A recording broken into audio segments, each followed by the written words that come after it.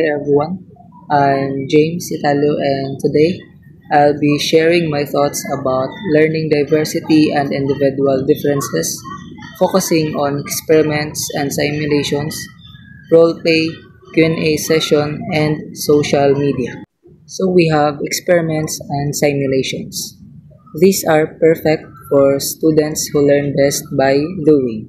In science, for instance, students can test theories in the lab or participate in simulated experiments online.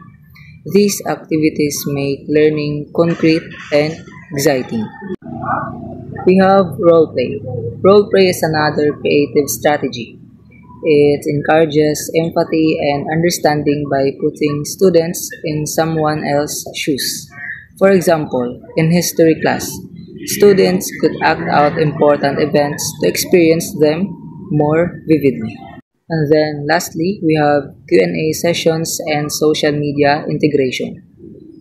Q&A sessions promote integration and critical thinking, while social media integration, like using discussion boards, blogs, and online polls, let students express their thoughts creatively and connect learning to real-life context.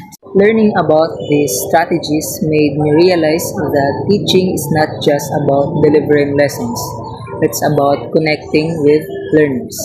As a future teacher, I want to create a classroom where every student feels valued and capable.